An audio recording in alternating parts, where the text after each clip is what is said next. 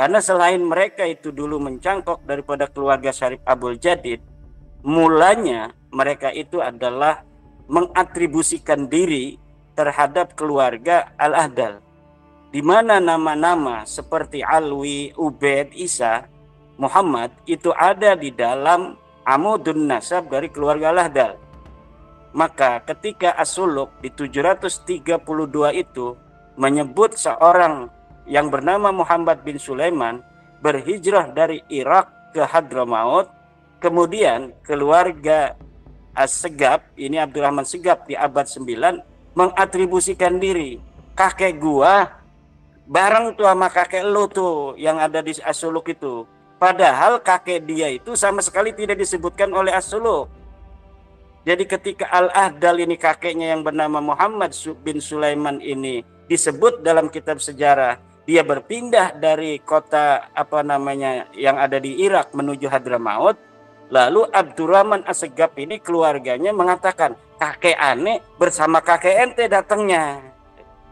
Nah, kemudian diciptakanlah bahwa kakek aneh dan kakek ente itu adalah bersepupu, bahkan ada salah satunya yang bersaudara. Kalau bersepupu berarti kakeknya satu. Maka nama-nama itu Alwi, Isa, kemudian Ubed, itu semuanya ada.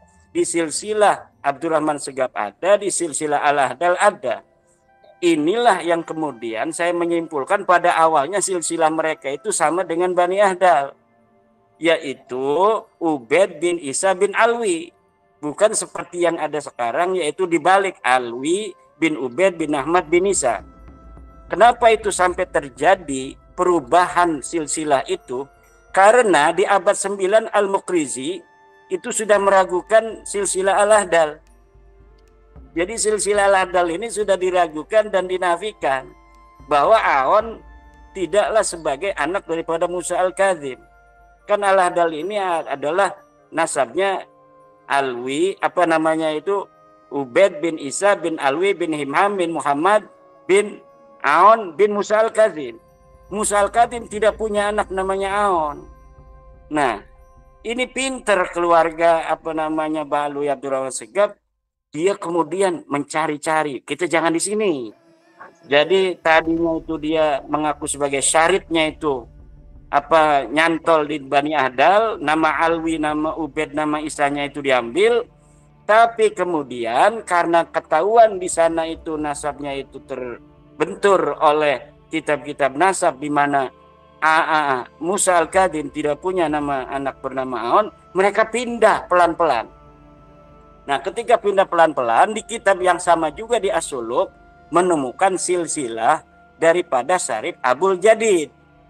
Ini nih silsilah ini nih katanya yang kira-kira kita bisa ngambil di sini. Karena di sini tidak ada saudaranya yang ada di Hadramaut. Ketika tidak ada saudaranya, berarti tidak akan ada yang mengetahui. Nah, disitulah kemudian mulai di abad 9 ini terjadi dinamika antara keluarga Al-Ahdal dan keluarga Balawi sampai kemudian terbentuklah dengan sendiri Ali As-Sakron ini menulis secara formal dan secara sudah jaziman, tidak ittirab lagi, bahwa nasab mereka bukan lagi dengan Al-Ahdal, tetapi nasab mereka sekarang adalah ke Syarif Abdul Jadid. Lalu bagaimana caranya supaya mereka ini bisa nyangkol bahwa Syarif Abdul Jadid punya kakek namanya Jadid, Jadid ini punya adik namanya Alwi. Padahal Alwi ini sama sekali tidak ada dalam kitab As-Suluk. Sama seperti kakek mereka ketika diatribusikan datang bareng bersama kakeknya Al-Ahdal, Muhammad bin Sulaiman. Kemudian kakek mereka ini dikatakan bareng sama hijrahnya dengan kakeknya Al-Ahdal. Padahal kakeknya Balawi ini sama sekali tidak ada di dalam As-Suluk. Jadi semuanya itu saling cangkok-mencangkok. Kemudian di abad 9 karena mereka juga punya pengikut, ada yang punya muridnya ini memperkuat. Maka pada abad 10 ini mulailah 100 tahun kemudian mulai kuat ini yang namanya nasab daripada Ba'lawi kepada Ahmad bin Isa. ditambah lagi Al-Masla'ur Rawi diciptakan. Sebelumnya itu Gurarul Bahaid Dau diciptakan 960 Hijriah oleh Khirid. Kemudian Al-Masra'ur Rawi di abad 11 diciptakan pula. Semakin kuat, dan dari situlah kemudian banyak ulama yang mengutip dan menukil dari kitab-kitab Balawi. Sehingga seorang Ibnu Hajar mengambil dari kitab Al-Juz'ul Latif dari Abdullah bin Abu Bakar atau Abu Bakar bin Abdullah Al-Idrus. Jadi bukan Ibnu Hajar bertemu dengan Abu Bakar Al-Idrus berguru, tapi Ibnu Hajar ada di Mekah bertemu dengan muridnya Abu Bakar Al-Idrus yang membawa kitab Al-Juz'ul Latif, di mana di dalamnya ada sanad-sanad thariqah, ada sanad libasul khirqah, ditulis oleh Ibnu Hajar. Karena apa Ibnu Hajar itu mencatat? Karena pada masa lalu seorang ulama itu akan semakin kuat otoritas keagamaannya itu apabila banyak mempunyai silsilah-silsilah sahabat, baik dalam ilmu hadis, dalam ilmu tafsir, ilmu fiqih, ilmu tasawuf, ilmu filsafat dan lain sebagainya. Maka ada istilah al-jamma', orang-orang yang mengumpulkan sanad-sanad silsilah. Jadi ada silsilah itu dengan bil wijadah, ada silsilah bil ijazah. Ini kalau Ibnu Hajar ini hanya bil wijadah. Jadi bil wijadah dari Abu Bakar Al-Idrus karena menemukan kitabnya Al-Juz'ul Latif, ijazahnya itu dari muridnya Abu Bakar Al-Idrus. Jadi ijazahnya itu dari dari murid Abu Bakar Al-Idrus, tapi wijadah menemukan silsilah itu dari kitab, kemudian menuliskan silsilahnya sebagai murid daripada Abu Bakar Al-Idrus, walaupun dia tidak bertemu dengan Abu Bakar Al-Idrus itu. Jadi bagaimana seorang Ibnu Hajar bisa kemudian meneliti nasabnya Abu Bakar Al-Idrus, sementara Ibnu Hajar sama sekali tidak bertemu. Kemudian dengan husnudzon, ya ini husnudzon lagi ini. Dengan husnudzon, Ibnu Hajar kemudian mencatat nama-nama silsilah-silsilah sanad, baik thariqat qadiriyahnya, itu dicatat oleh Ibnu Hajar. Jadi di dalam kitab Al-Juz'ul Latif itu di sana bukan hanya ada silsilah thariqahnya Abu Bakar Al-Idrus kepada Faqih Muqaddam, tetapi juga ada silsilahnya Abu Bakar Al-Idrus kepada Imam Abdul Qadir Al-Jilani, kepada Asy-Syadzili, kepada Ar-Rifa'i dan lain sebagainya. Nah, kemudian Ibnu Hajar mencatat semuanya, baik dari Abdul Qadir Al-Jilani, dari Ar-Rifa'i, dari Asy-Syadzili, termasuk dari Faqih Muqaddam itu. Sanad karena menemukan sebuah buku, sebuah kitab yang menurut sebagian ulama itu cukup untuk kita menisbatkan diri menjadi penerus daripada sebuah sanad dari orang yang kita temukan dalam sebuah kitab. Bahkan Imam Syuuti juga membolehkan itu, dan itu biasa di masa lalu. Jadi yang namanya sanad bisa tersambung, bukan hanya saya pernah berguru dan bertemu dengan Kiai Ubaidillah, tetapi ketika saya membaca bukunya Kiai Dr. Ubaidillah, itu saya bisa nyambung sanadnya. Itu namanya bil wijadah. Inilah yang terjadi dengan Ibnu Hajar dan nasab Balawi yang ia catat dalam kitab sahabatnya. Jadi bukan berguru betul-betul berguru mondok di sana, bukan. Tidak pernah bertemu, tetapi membaca kitab Al-Juz'ul Latif yang ada sekitar 30-40 halaman itu. Jadi Al-Juz'ul Latif itu ada sekitar 30 halaman, hari ini dicetak bersama Diwanul Adni. Jadi ada Diwanul Adni, kalau kita cari kitabnya Al-Juz'ul Latif nggak bakal ketemu. Tapi kalau kita mencarinya di internet Diwanul Adni, nanti ada 400-an halaman, di belakangnya ada Al-Juz'ul Latif sekitar 40-an halaman. Disitulah kitab karya Abu Bakar Al-Idrus, di mana Ibnu Hajar itu mengambil kitabnya Abu Bakar Al-Idrus, dan seluruh silsilah sanadnya itu diambil oleh Ibnu Hajar. Itu diperbolehkan di dalam ranah ilmiah masa lalu, bahkan sampai sekarang berdasarkan hari ini kita menggunakan apa yang dikemukakan oleh Imam As-Suyuti, bahwa nasab atau bukan nasab, sanad itu akan menyambung bil wijadah dengan cara kita mengambil dari buku seorang imam.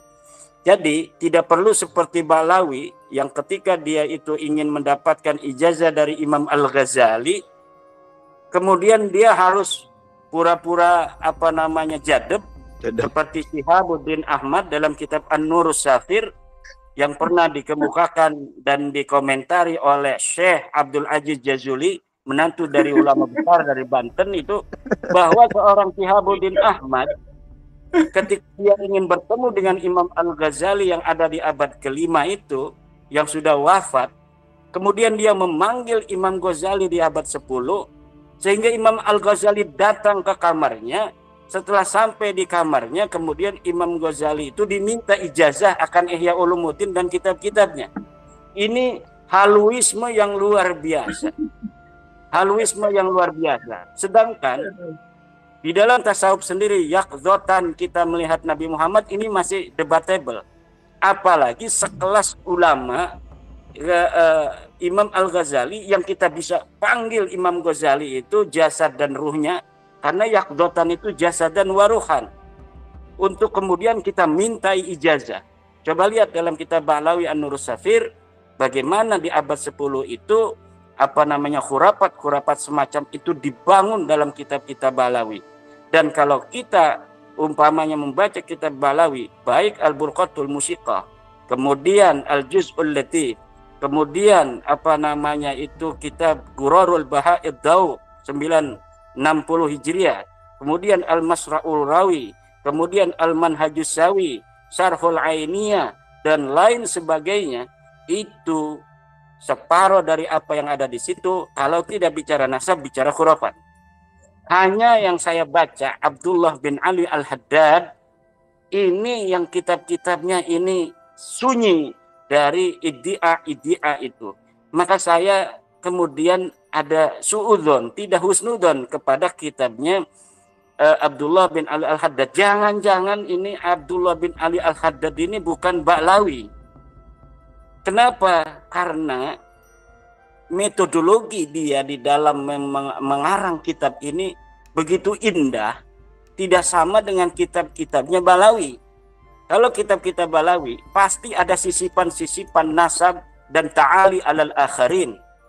Ada mengunggulkan nasabnya, itu ada. Sampai di kitab Bughyatul Mustarsidin itu ada nasyummu minhu raihata ta'ali alal ghair. Itu sampai di kitab Bughyah, sampai kita fikih. Tapi ketika kita membaca Risalatul Mu'awana, An-Nasaikh Ad-Diniyah, Ad-Da'watut Tamah, ini rasa kita tidak menemukan itu. Maka saya jadi jangan-jangan ini bukan Ba'lawi gitu. Ya. Karena Al-Haddad itu di Yaman itu ada Al-Haddad dari Son'a, ada Al-Haddad Al-Yafi'i, ada Al-Haddad Ba'lawi. Apakah Abdullah bin Alwi Al-Haddad ini adalah betul-betul Al-Haddadnya Ba'lawi? Ini kita memerlukan sebuah kajian tersendiri. Karena saya menjadi curiga dengan keindahan daripada kitab Abdullah bin Ali Al-Haddad, mencurigai bahwa dia bukan Ba'lawi. Kenapa? Karena trennya tidak sama dengan kitab-kitab Ba'lawi. Coba lihat kitab Al-Burqatul Musiqah, Dr. Kiai Tamam, Kiai Abu Baidillah Tamam, bahwa Al-Burqa itu halaman 1 sampai halaman sekitar 90 itu masih indah. Tapi mulai halaman 90 mulai dia bicara tentang nasabnya, keunggulan klannya. Kemudian di dalam kitab Bughyatul Mustarsidin kita lihat bagaimana keindahan dari awal. Kemudian ketika bicara bab kafa'ah, di situ mulai ada at-ta'ali alal akharin. Mulai di situ bicara tentang bahwa klannya itu lebih tinggi dari yang lain dengan tidak bisa seorang bukan dari mereka untuk menikahi mereka. Dan kita bisa juga lihat Al-Masra'ur Rawi tadi yang dibacakan oleh Gus Abdul Aziz Jazuli. Al-Masra'ur Rawi di awal bagus tentang bagaimana kita menjaga nasab Rasulullah, bagaimana kita cara untuk menghormati ahli baitnya Nabi. Kemudian tapi di ujung-ujungnya itu sama saja. Yang diungkapkan adalah bagaimana tentang keagungan-keagungan dari sosok-sosok yang ada di dalam klan Ba'lawi itu. Dan ini pola semacam ini itu lazim di dalam kitab-kitab Ba'lawi yang saya tidak temukan dalam kitab-kitab Abdullah bin Alwi Al-Haddad. Sehingga saya memiliki kecurigaan tersendiri, jangan-jangan ini Syekh Abdullah bin Alwi Al-Haddad bukan seorang Ba'lawi. Tetapi ini baru asumsi yang memerlukan kajian tersendiri. Dari ini mungkin nanti Gus Ajus Jazuli yang ahli dalam menelusuri kitab-kitab ini, di dalam tradisi literatur Ba'lawi, Abdullah bin Ali Al-Haddad ini adalah seorang yang buta sejak kecil karena dia kena penyakit cacar. Jadi sejak orok dia sudah kena penyakit cacar, kemudian dia buta. Nah, apakah betul seorang yang buta sejak kecil kemudian dia bisa menulis kitab yang begitu indah, yang begitu banyak? Nah, kan orang yang tidak bisa melihat mempunyai keterbatasan, dia harus menulis, dia harus ibyadat, dia harus iswaddat kitab-kitab itu kan, dari mulai masih muswaddah, kemudian bagaimana ditabyid sebuah kitab, kan ini memerlukan sebuah keahlian yang memerlukan sebuah indera untuk membantunya. Apakah orang yang punya keterbatasan tidak bisa melihat itu dapat melakukan hal-hal semacam itu? Itu satu yang kita perlu juga untuk meneliti. Jangan sampai hal-hal yang telah kemudian diyakini itu, ketika ada hal-hal yang janggal kemudian kita biarkan begitu saja. Ini tugas baru ini pada Gus Ajus Jazuli. Ini PR tantangan dari saya, Gus Ajus Jazuli untuk meneliti. Pertama menelitinya begini, Gus Ajis. Al-Haddad itu banyak di Yaman. Ada Al-Haddad di Sana'a, keluarga Al-Haddad di Sana'a. Ada keluarga Al-Haddad Al-Yafi'i dan Al-Haddad Ba'alawi ini yang baru muncul di abad ke-10 Hijriah. Sebelumnya, lihat di dalam kitab-kitab Tabaqat, itu Al-Haddad itu adalah Al-Yafi'i. Ada banyak ulama-ulama dari marga Al-Haddad Al-Yafi'i yang muncul di Yaman pada abad-abad sebelum abad ke-9. Nah, kemudian di Sana'a juga muncul Al-Haddad. Al-Haddad itu artinya tukang pandai besi gitu ya. Nah kemudian Gus Ajis Jazuli nanti menelusuri Al-Haddad yang ada di abad sebelumnya, kemudian dikonstruksikan hipotesanya di abad 10. Siapa saja yang ada di abad 10 orang yang bernama Abdullah bin Alwi. Kita bukan menuduh, tetapi saya memiliki pola di dalam membaca kitab-kitab Ba'lawi. Ini kitabnya Abdullah bin Al-Haddad, terutama Risalatul Mu'awana An-Nasaikh Ad-Diniyah, Ad-Da'watut Tammah, ini memiliki pola yang berbeda dari kebanyakan Ba'lawi. Jadi kalau kitab-kitab yang diatribusikan terhadap Abdullah bin Ali Al-Haddad itu bisa jadi memang karangan dia, bisa jadi juga bukan. Jadi begini, jadi ada pola-pola di dalam cara orang untuk